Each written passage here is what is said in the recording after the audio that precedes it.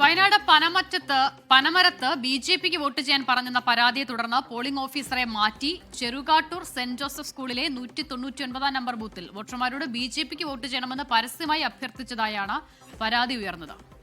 കോൺഗ്രസ് നൽകിയ പരാതിയുടെ അടിസ്ഥാനത്തിലാണ് പോളിംഗ് ഓഫീസറെ മാറ്റിയത്.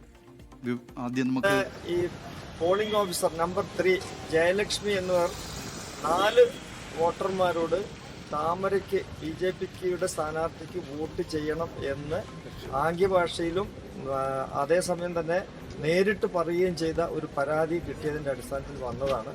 അതുമായി ബന്ധപ്പെട്ട് ചോദിച്ചപ്പോൾ ഇത് ശരിക്കും വോട്ട് നമ്മുടെ തെരഞ്ഞെടുപ്പ് ചട്ടത്തിന് വളരെ എതിരായിട്ടുള്ളൊരു പ്രവർത്തനം എന്നുള്ള നിലയ്ക്ക് അത് ഞങ്ങൾ വളരെ ഗൗരവമായി കാണുന്നു.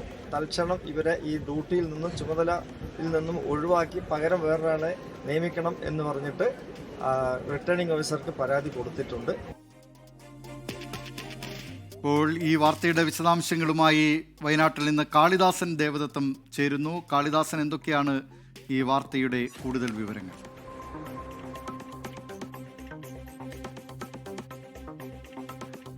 ദിലീപ്, വയനാട് പനമരത്ത്, കൃത്യമായി പറഞ്ഞാൽ മാനന്തവാടി മണ്ഡലത്തിലെ ചെറുകാട്ടൂരിലെ സെന്റ് ജോസഫ് സ്കൂളിലെ 199 ബൂത്തിലാണ് ഈ ഒരു സംഭവം നടന്നത്. അതായത് വോട്ടിംഗ് മെഷീൻ ഓപ്പറേറ്റ് ചെയ്യുന്ന 3rd പോളിംഗ് ഓഫീസർ താമര ചിഹ്നത്തിൽ വോട്ട് ചെയ്യാൻ വേണ്ടി 4 പേരെ പ്രേരിപ്പിച്ചു എന്നുള്ള പരാതിയിലാണ് നടപടിയെടുത്തിരിക്കുന്നത്. വോട്ട് ചെയ്തിറങ്ങിയ ഈ 4 പേർ വലിയ ആക്ഷേപങ്ങൾ ഉന്നയിച്ചു. തുടർന്ന് UDF പ്രവർത്തകർ പ്രതിഷേധവുമായി എത്തി. പിന്നാലെയാണ് UDF ജില്ലാ കൺവീനർ HB പ്രദീപ് കുമാർ ബൂത്തിലെത്തി റിട്ടേണിംഗ് ഓഫീസർക്ക് പരാതി നൽകിയത്. ആ പരാതി നൽകിയതിന് പിന്നാലെ ആ ബൂത്തിൽ നിന്നും പോളിംഗ് ഓഫീസറെ മാറ്റിയിരിക്കുകയാണ്. പ്രധാനമായും ഉന്നയിച്ചിട്ടുള്ള പരാതി എന്ന് പറയുന്നത് താമര ചിഹ്നത്തിൽ വോട്ട് ചെയ്യാൻ വോട്ടർമാരെ പ്രേരിപ്പിച്ചു എന്നുള്ളതാണ്. ആ പരാതിയിന്മേലാണ് ഇപ്പോൾ നിലവിലെ നടപടി. ദിലീപ്, ആസിദ.